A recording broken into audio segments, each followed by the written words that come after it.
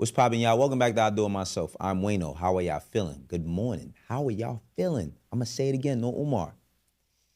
Before we get started, though, hit them subs, hit them likes, and run up that hype. Today, we are talking about the response that Oschino sent to me via his YouTube. Now, if you pay attention to everything that's been going on, I dropped the episode yesterday talking about Oschino and his situation with him, state property. We also touched on a couple of other things when it comes to Philadelphia, but I want to stay on topic. See, the thing about Oschino is y'all know Oschino. Y'all don't know Umar Alwan. See, I know Umar Alwan. You feel me? You know, remember when Day said, you don't know Baby D, that's why you laughing, because you don't know Baby D? I'm going to tell y'all some serious things when it comes to Omar Alwan, a.k.a. Oschino. Now, Oschino is not lying. Yes, he is a big brother to me. And yes, he did call me. And when he first called me, he started flipping. This nigga start flipping crazy. And I had to reel him back for a second. Because he said something to me, and I said, oh. And he said, you know, y'all know he talk fast and shit. But ultimately, we had a good conversation, but we did talk about a lot of things. Certain things I won't address because he hasn't brought it to the internet, so I won't bring it to the internet, right?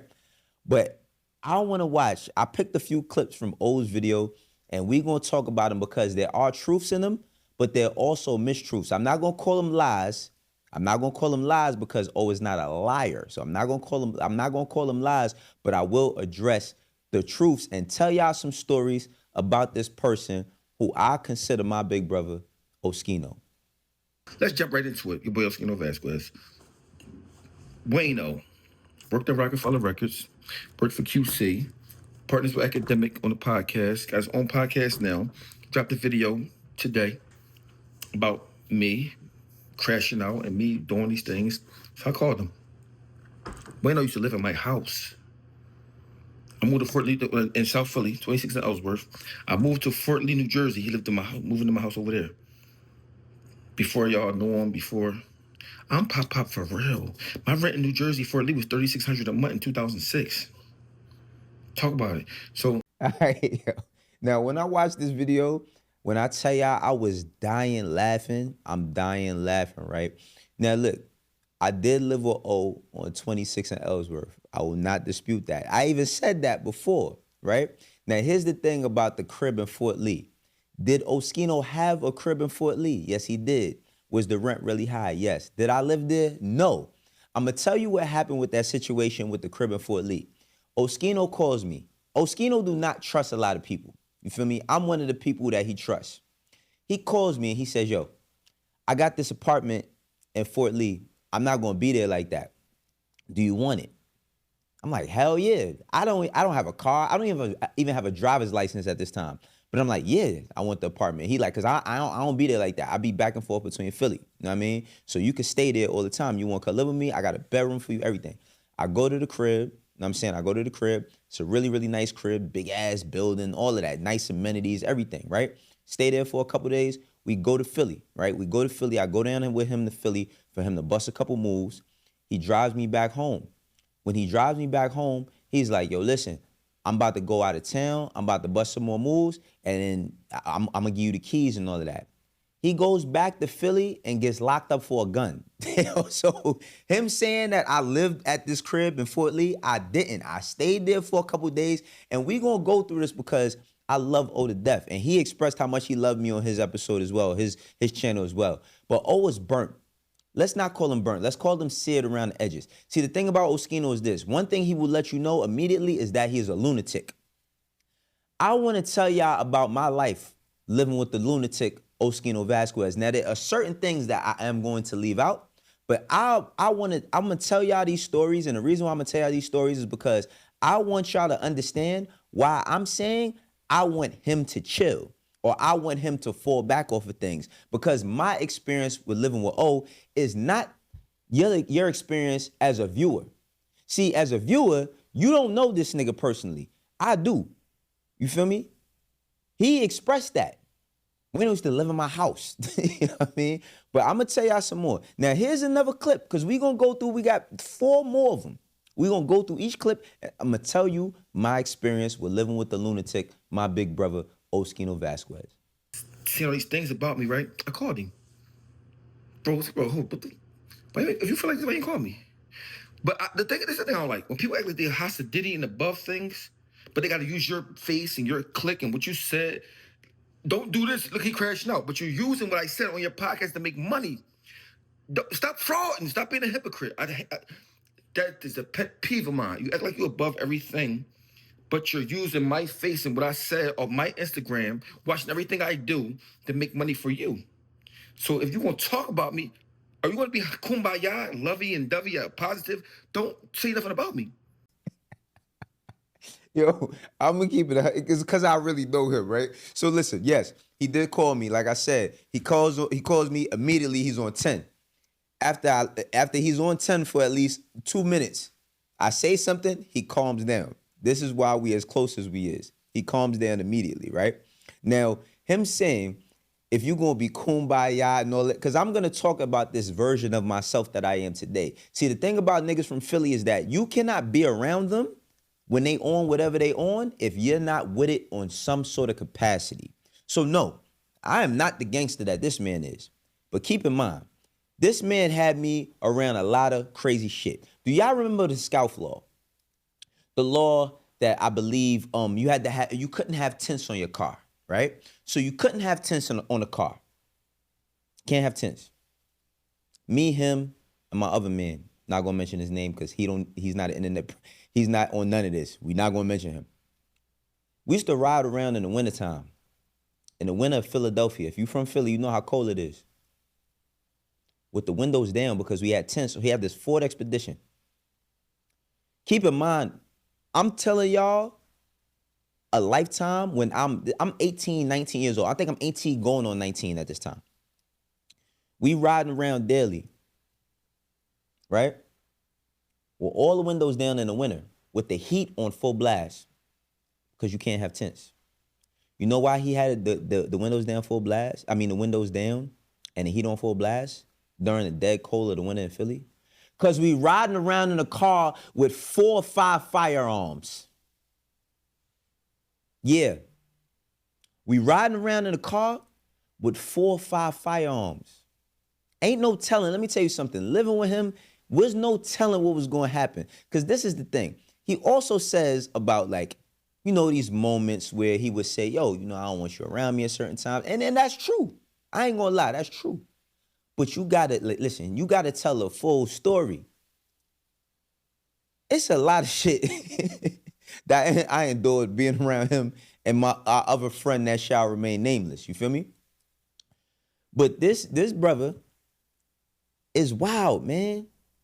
And I say that with all due respect because even through his wildness, living around him, I've been around old moms. I've been around his sister. I've been around his brother.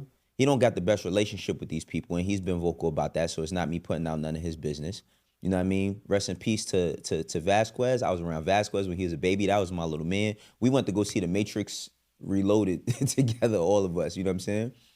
But being around, the more I was around him, I understood why he went through the things that he went through because he lived a really, really rough life. And that's nothing that I skip over. But the reason why I am the man I am today, he's a chapter in my life. Would never skip over that. He has a relationship with my moms. You know what I mean? That's how close we is. But the reason why I am how I am today is because this man had my mind trained at one point in time. And the reason why my mind was trained was because if you're around him and shit go left, you have to know how to handle things and handle yourself. Now, I want to go through more of these videos. I lied. Well, I didn't lie because I did say 4 after we watched one. But here's another one. Popping. That's the only reason. If you ask Wayno, do you live in my house? Yes. If you ask Wayno, I said, Wayno, you can't get in the car with me because it's dangerous. Somebody might do something to you because I'm beefing with a lot of people. Yes. He'll tell you this. Mind you, I love him. He's my little brother. I grounded. The reason I can grind his toast up on here, because I grind him up in real life and on the phone. I'm big bro, period. There's nothing that he can say about me to make me hate him, disown him, not love him. But I will grind him to dust because it's my right as an American with free speech and all that, right? Okay. He said... He talk about his right as an American with free speech and all that. All right, now listen, right? Let's tell some more stories about living with the lunatic, my big brother. And I will not dispute anything that he's saying. You know what I'm saying? These things is true. Even with him saying, he didn't want me to ride in the car with him. This is years later after we done went through a lot of bullshit. So remember I told y'all about that crib. So we living in that crib. Just by chance, I decide to go back to New York for a little bit, right? And I'm telling him I'm about to come back down. When I leave to go back to New York, I think it was either that day or the very next day. I used to always be the first person to step out the house.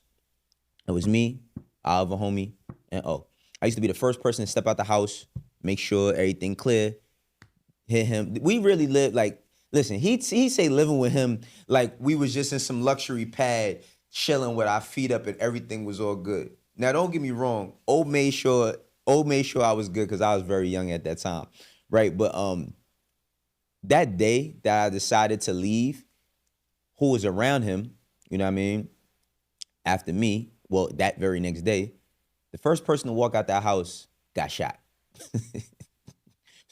When y'all people, like I seen somebody trolling me talking about something, I heard you used to live with O. Yeah, you used to live with O. Like this was the greatest fucking thing on earth. It was not. Now, listen, we had some great times. We had fun. We had some great times. Like I said, I was very young, but we went through things. You know what I'm saying? Now, as far as another story, living with O, living with the lunatic O. One time I'm in a crib, I'm asleep. And see, this is things that is normal and funny to him. But again, his normal ain't normal. And he's a changed man.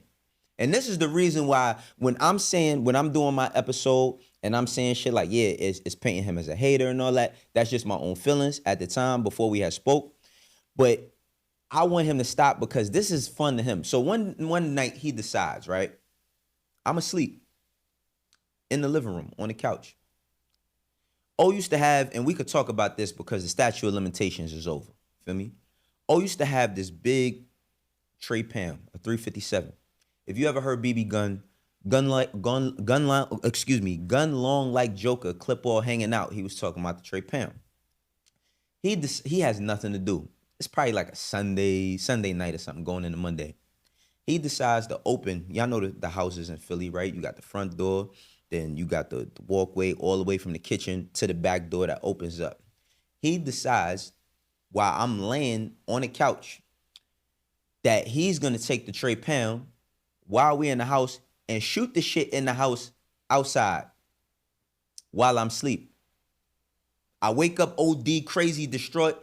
I'm thinking my life is over. You can only imagine, if I'm telling you how we living on a daily basis, you can only imagine what I'm thinking will happen or can happen to me on a daily basis while living with O, the lunatic, my big brother, right?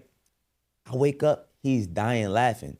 He thinks that this is hilarious. Of course, this is before I decide to move out and no longer live with him. But he thinks that this is hilarious, right? He thinks that this is funny. And again, the reason why I make a plea, you know what I mean, for O to, now don't get me wrong, I understand the content game, I understand all of that aspect of the business. I'm doing content, he doing content. I'm gonna speak on things. He say, oh, maybe I need clicks and nothing. I don't need no clicks, O. I don't need the clicks. Now I do it, people click on it, right? Because I'm just honest in my approach and this is what I do. I love doing what I'm doing right now currently, you know what I'm saying? This is basically the same thing I was doing on Everyday Struggle, but on topics that I might want to talk about or newsworthy topics. Let's watch another clip and I will tell you another story about living with my big brother Oschino the lunatic. I keep it messy, real, truthful. When they say I'm crashing out, that's the thing I be looking at. Crashing out means you're doing something because you can't really, but you really can't handle the consequences. I've been through every consequences that life has to offer, except for passing away. And we're all going to pass away anyway. So, but we are not going to go to penitentiary for things we didn't do or things. See, he's not lying. This man lived his life on the edge. You know what I mean? He lived his life on the edge. So let me tell y'all another story about living with Oschino, my big brother, the lunatic. O will tell you there was a point in time in his life where he was hustling. I'm talking about like super duper duper duper heavy. Super heavy. Like, he'll tell you he was moving bricks. He was doing crazy shit. Listen, I'm right there with him. Right there with him. So he has this other crib, right? And of course, like, I had access to wherever O lived. Like, wherever he lived was my house. Like, he really treated me like that. You know what I'm saying? He get a new spot. I don't care how secluded it is, in the cut it is. He allows me to be there, right? So one day he's like, yo, I'm about to go to Atlantic City. At this time, I might be a year or two old or something like that. But he's like, yo, I'm about to go to Atlantic City. I'm like, all right. He like, yo, if you need any money, you know what I mean? It's a bag inside this room. You know what I mean? Your room. That was my room that I had or whatever. It's a bag inside this room, and just take whatever you want. So I'm like, all right. Well, I'm sitting in the crib. Of course, ain't no Uber Eats at this time. You know what I mean? So I'm ordering. I probably wanted to order some Chinese food. I go to this duffel bag.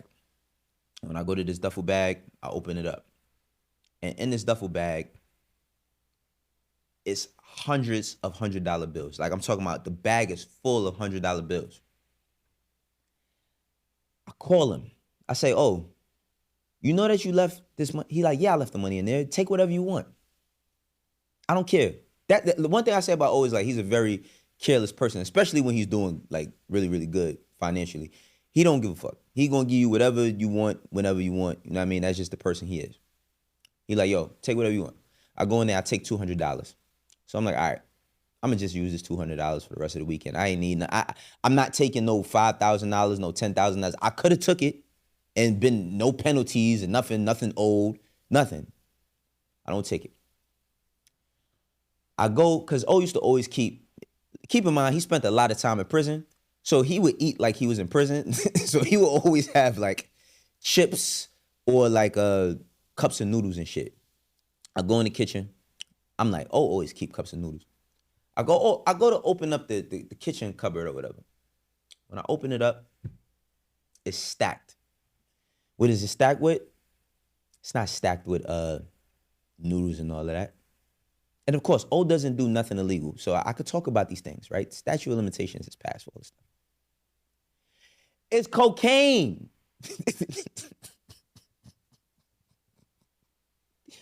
What? This nigga left me in the crib. I called somebody. I called somebody. I'm like, yo, where you at? I'm over here. I said, yo, come get me out of here. They're like, where you at? I said, it don't matter where I'm at. Just come get me out of here. Leave out that crib. The rest is history. Now, I'm gonna watch this last clip of Oschino, and I'm gonna speak on a few things, and we're gonna close this out because this has been fun. I love O. Same way he expressed his love and appreciation for me, I will. And my love and my respect from O was not something that was given. It was earned. You know what I mean? It was earned over time. And that earning came from trust, and it came from loyalty. You feel me? But like he said on his video, he's gonna tell it like it is. He's gonna tell it what it is. And me and him, we used to argue all the time. Like, that's why he used to always call me his little brother, because he's like, yo, you like my little brother, man. Like, I love you. Like, he always tell me he love me. But let's watch this last video, and then I'm gonna ask a few things, and we're gonna get up out of here. So, Wayno, I'm in this spot. So let me try to throw I'm in this, like, Wayno, I love you, right? Always will love you. And I showed you I love you when you was nobody. No, everybody's somebody. But I showed you I love you when I was Oschino, and you was just a person trying to be whatever, you trying to be a Rockefeller, whatever. Not trying to say you was less of a person than me, but I love you, bro. I don't care what you said about me. I disagree with it. Was it hurtful at first? Yes, but I talked to you, cool. But I had to come cook your toast a little bit. You know what I'm saying? But bro, you my brother forever. Whether we disagree or not, online, in real life, we used to argue over the video game, bro. You know what I'm saying? So this is Oschino saying he loves somebody, whether he disagree with him or not.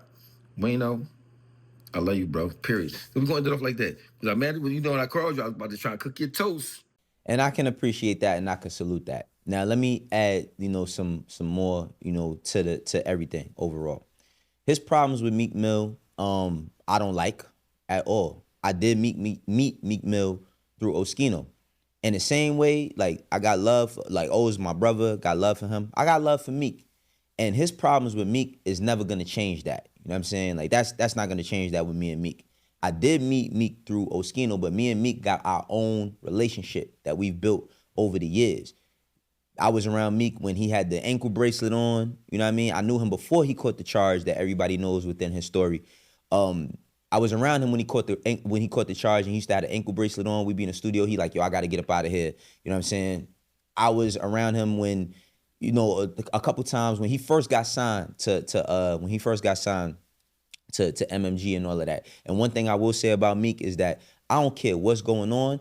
At numerous times in his career, he's always had me in or around his circumference. You feel me? When he was working on championships, when he was working on Dream Chasers 3. His Dream Chasers 2, I wasn't around for that, or 1.